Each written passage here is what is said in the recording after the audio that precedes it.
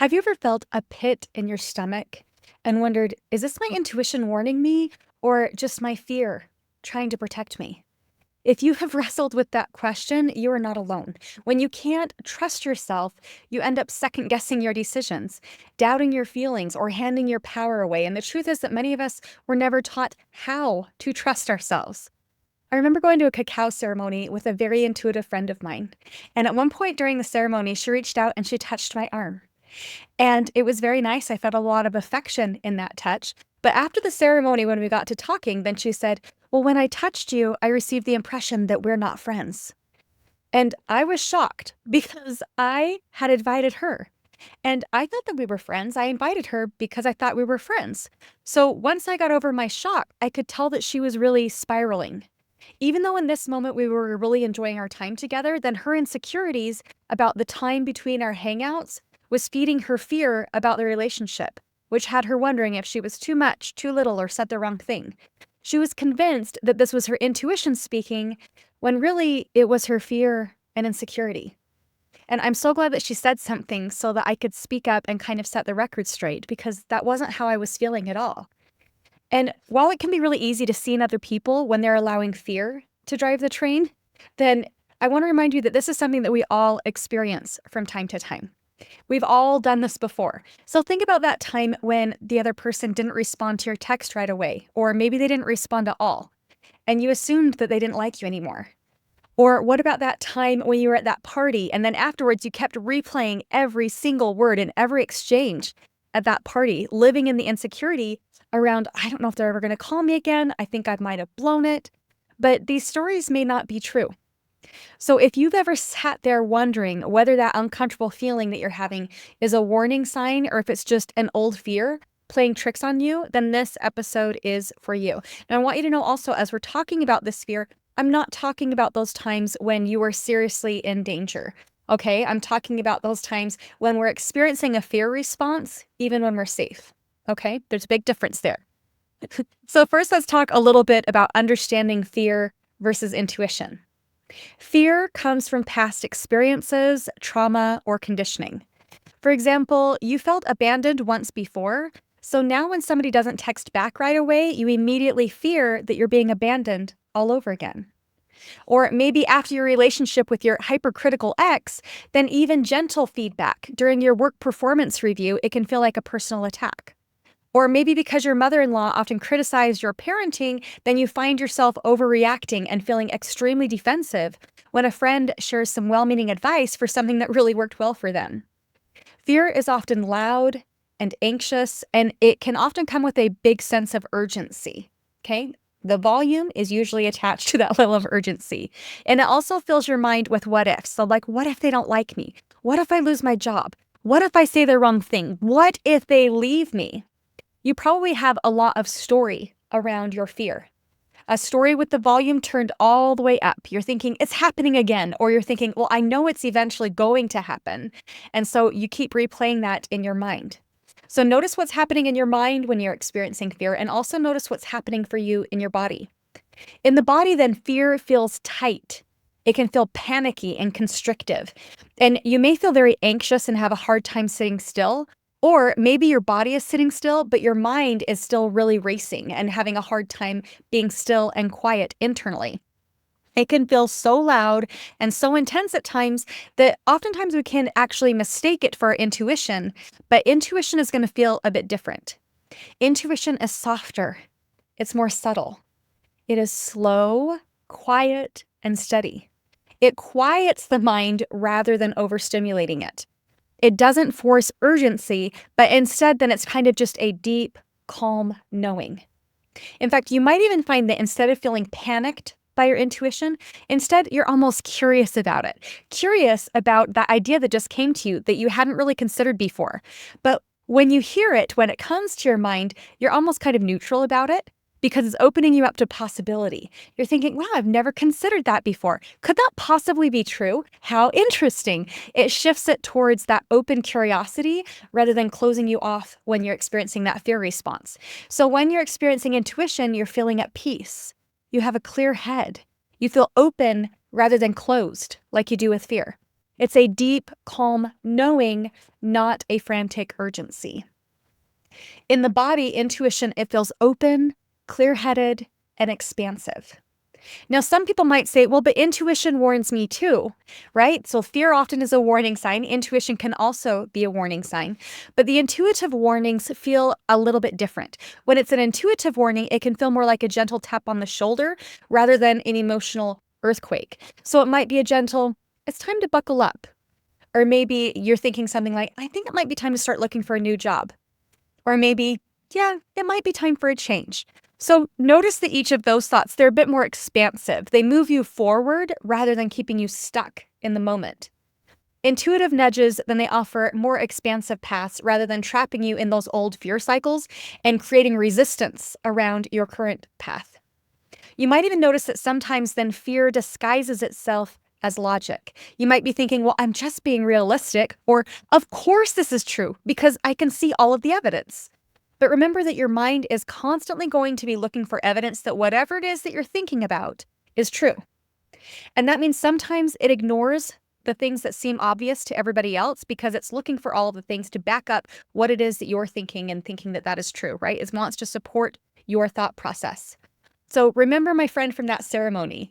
In my mind, then inviting her to this event, picking her up, bringing her with me, choosing her over others to attend this event with me was ample evidence to me that we were friends, that she was chosen.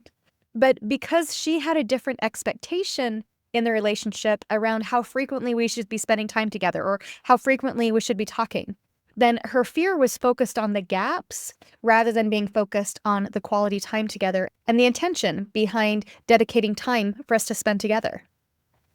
Intuition looks at the whole picture, not a selected narrative. In fact, there might not be any story at all when it's an intuitive knowing. It's just a feeling.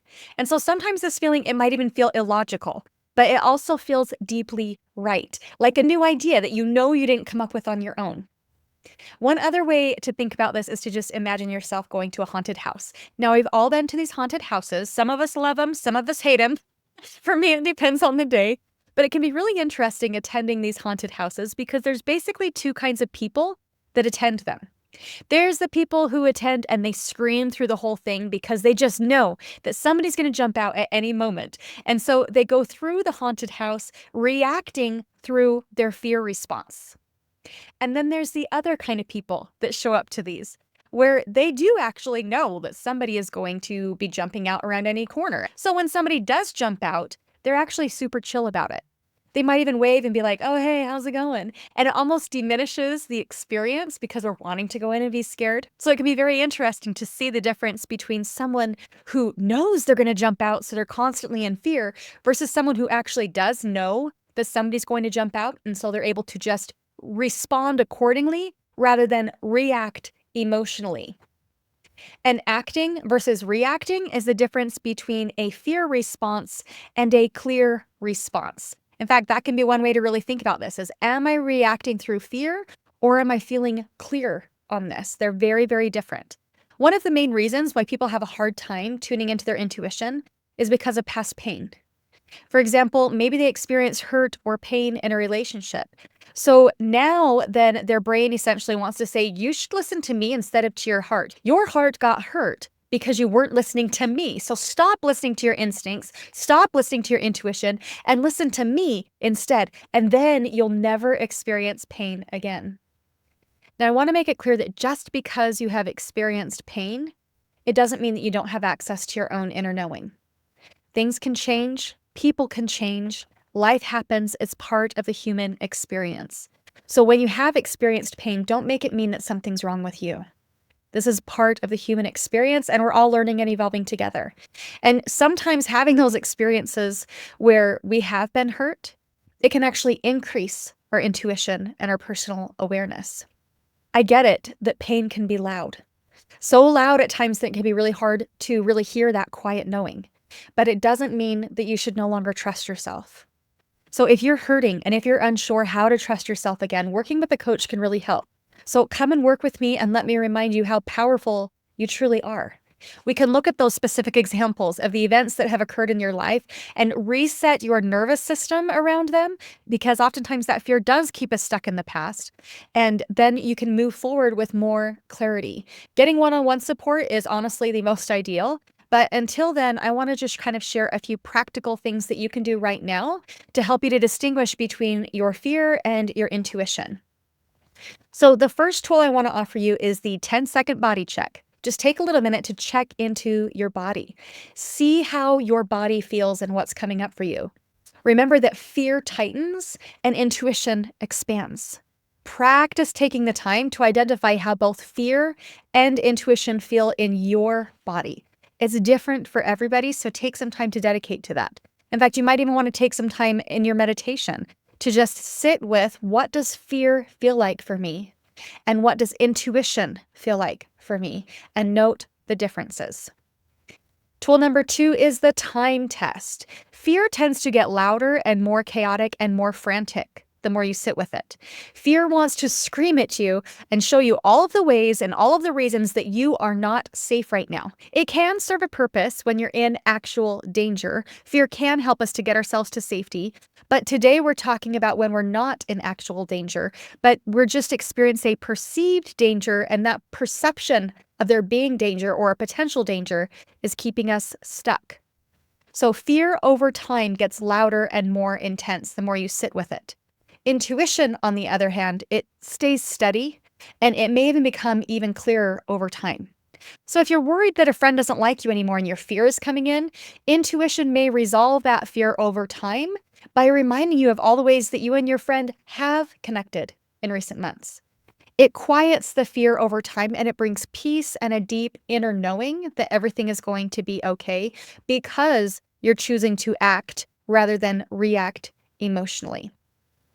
So if after 24 to 48 hours, just kind of notice, okay, do I feel more frantic around this? Am I experiencing a fear response? Or am I feeling more clear and more sure? That may be your intuition stepping in. All right, tip number 3 is the best friend question. Take some time to really imagine that your best friend is facing the exact same situation. What would you tell them? Sometimes having somebody outside of us, like a friend or a coach, can help us to see our situation more clearly when we have become hyper-focused on the singular molehill that we have managed to turn into our own personal mountain. So love yourself enough to step back and look at the whole picture. Asking the question, what would I tell a friend in the same situation, helps us to step out of that fight, flight, or freeze response, or that fear response, and step into a clear response. Remember, ask yourself, am I experiencing a fear response or a clear response? Fear clouds judgment, and intuition is clear. So if you find yourself feeling more confused instead of less confused over time, you may be experiencing that fear response. All right, tip number 4 is journaling. Journal to connect in with your intuition. So write at the top of your page, what does my intuition have to say about this? And then take a deep breath and then write freely without any judgment. You might be very surprised what comes up for you. And then also kind of notice, are my thoughts as I'm journaling on this, are they calm and grounded? If so, that's probably your intuition speaking. Or are they frantic and catastrophic? Then that's your fear speaking. So just kind of notice and observe what shows up for you in your journaling. And to be honest, sometimes then that fear does cloud our intuition. So sometimes it can be helpful to just journal on the fear and what it is you're so afraid of, then take a break and come back and look at it and see if you can see things a little bit more clearly. It can be very, very helpful to just set a timer, write out all the frantic thoughts, and then once your mind is clear, ask your intuition to speak. So you can actually look at your journaling that you did before through the fear, and then come back through the lens of intuition and kind of argue with your fear, right? Reassure yourself that, okay, well, that's not the whole picture. I can see that there's some things coming up here. You can poke holes in the story that your fear wants to write for you. Now, in closing, I just want to share a few journal prompts that can help you to deepen your intuition. So the first prompt is, what does intuition feel like in my body?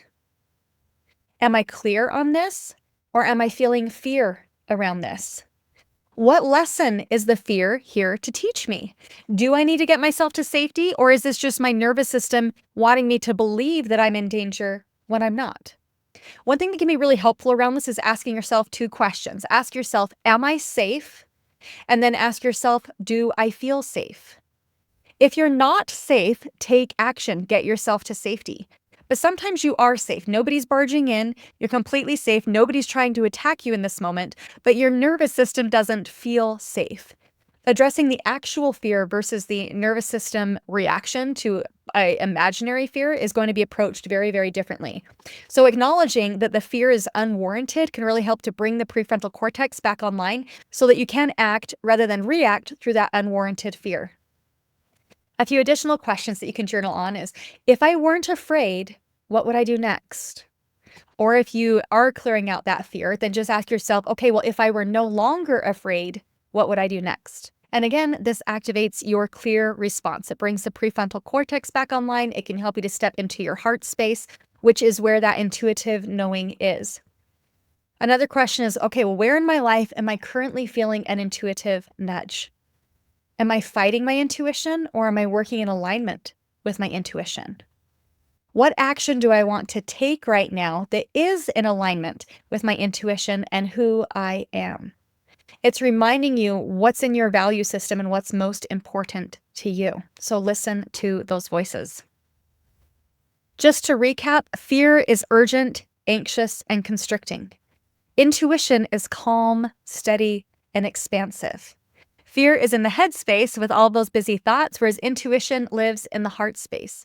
And doing those little things like dedicating time to meditation can really help you to settle into that heart space and gain more clarity. Okay, that's one of the best things that you can do for your intuition is take time to meditate. Even if it's just for 5 minutes a day and then to slowly increase it over time, meditation can be huge for increasing your own personal intuition. So your challenge for this week is to just pick one tip from this episode and apply it. Maybe you want to journal on it and just kind of see what it is that you notice and what's coming up for you.